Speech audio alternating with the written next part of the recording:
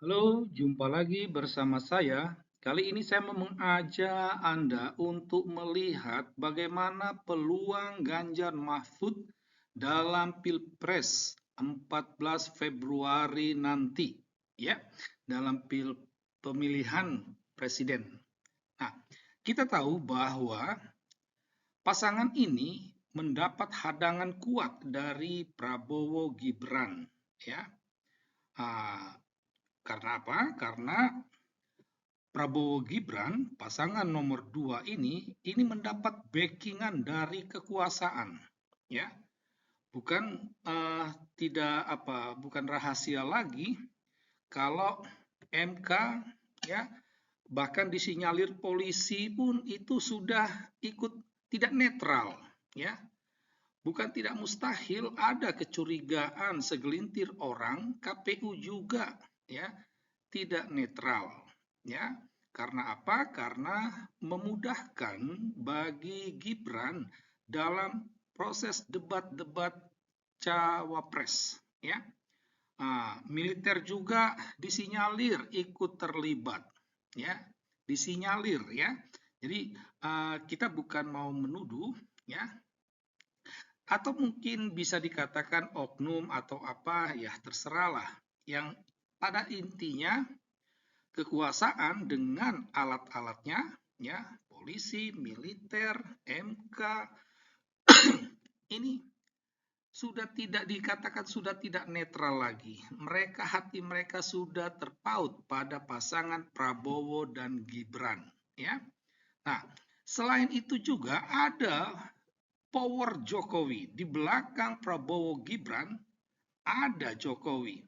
Sekalipun jauh sebelum kampanye Jokowi mengatakan bahwa dia netral, ya, dia mendukung semuanya, itu hanyalah ungkapan kosong belaka.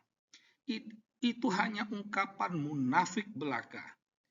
Jokowi ada di belakang Prabowo Gibran. Indikasi itu sudah nyata dari Projo ataupun PSI, ya. PSI lewat suara Grace Natalia mengatakan kami tegak lurus dengan Jokowi. Ketika PSI mendukung Prabowo Gibran, itu sudah menunjukkan bahwa Jokowi hatinya ada pada Prabowo Gibran.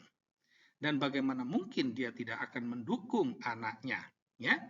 Nah, jadi power Jokowi ini misalnya terlihat, ya, di mana Ganjar berkampanye, di situ pula kunjungan kerja Jokowi dilakukan. Banyak orang mensinyalir, ya, Jokowi berusaha menetralkan, ya, apa yang dikampanyekan oleh Ganjar. Selain itu juga ada Jokowi efek, ya. Ya, kita tidak bisa menutup mata dan harus kita akui peran Jokowi atas pembangunan bangsa ini sangatlah bagus, sangatlah hebat, ya. Nah, tetapi ini bisa dikatakan dipolitisasi untuk meraih dukungan pada Prabowo dan Gibran, ya. Nah, jadi dengan menggunakan Jokowi efek ini, maka dilaksanakanlah politik pecah belah. Maka suara P3 pecah, suara PDIP juga pecah. Ini kurang lebih mirip seperti Pilpres kali lalu, ya.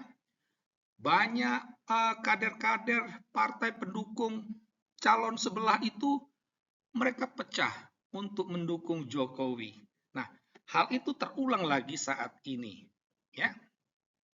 Nah, selain itu juga dibuatlah opini publik, ya. Opini publik yang paling gamblang, yang paling nyata itu adalah survei memblow up elektabilitas Prabowo dan Gibran, ya. Itu tujuannya apa? Supaya warga ini terpaku, oh, Prabowo dan Gibran pasti menang satu putaran. Ditambah lagi dengan Jokowi efek, ya. Sehingga para pelaku survei ini mereka menggunakan dasar, ya, banyak suara-suara Ganjar yang dulu suara-suara Jokowi dulu beralih ke Prabowo. Banyak kader-kader PDIP itu beralih ke Prabowo karena Jokowi efek ini, ya. Nah, ini. Jadi dengan menggunakan bahasa itu mereka berusaha bahwa tingginya elektabilitas itu mendapatkan pembenaran. Padahal tidaklah demikian. Ya, semuanya hanyalah rekayasa. Selain survei untuk menciptakan opini publik, dijadikanlah Prabowo dan Gibran ini sebagai korban. Ya, untuk apa? Untuk menarik simpati pemilih. Ya, karena Indonesia ini sangat mudah dipengaruhi oleh isu korban. Kita ingat, ya, SBY bisa naik menjadi presiden itu karena isu korban. Dia menjadikan dirinya korban, sehingga banyak orang menjadi simpati dan memilih dia. Ya, nah, hal yang sama juga Gibran banyak sekali dibully, supaya akhirnya orang menjadi simpati kepadanya. Nah, selain Prabowo menghadang, Anies dan Caimin itu siap menyalip, ya. Karena apa? Karena ada retorika manis yang disuarakan oleh Anies, ya. Kita tahu bahwa Anies itu ahli mengolah kata. Dengan keahliannya ini, itu banyak warga muda terbuai, banyak warga akan ditipu, ya. Karena itulah lahan untuk Anies mendapatkan suara, ya. Nah, selain itu juga akan diadakan gerakan masjid. Ini akan mengulangi, ya, sukses Pilgub 2017. Gerakan masjid yang dimaksud di sini, ya, misalnya sholat subuh berjamaah, khotbah sholat Jumat, tausiah, di mana semuanya itu ujung-ujungnya menjadi sarana kampanye Anies Baswedan. Maka para dai, ustadz, imam itu akan dimanfaatkan semuanya. Sebagaimana yang pernah terjadi ketika Anies memenangkan Pilgub 2017. Nah, jadi melihat dua tantangan tadi, adakah peluang Ganjar dan Mahfud? Ya, sebagai peluang tetap ada, tetapi sangatlah berat, ya, sangat berat, harus kita akui. Nah, untuk mendapatkan kemenangan itu harus dibutuhkan persyarat, ya. Pertama, ya, pemilih haruslah cerdas. Karena apa? Karena yang memilih Ganjar dan Anies ini hanya orang-orang yang cerdas, ya, hanya orang-orang cerdas, dan orang-orang cerdas itu sangatlah terbatas.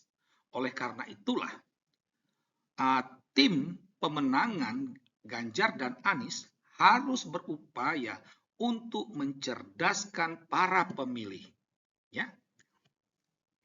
Selain itu juga harus kawal suara, ya. Mulai sebelum pemilihan, sebelum tanggal 14 sampai pengumuman harus dikawal karena gampang sekali terjadi manipulasi. Pasangan Prabowo karena backing kekuasaan itu mereka gampang bermain memanipulasi suara. Yang ketiga, jangan mudah terpancing amarah, ya. Jangan emosi. Terus wartakan kebaikan dan kebenaran.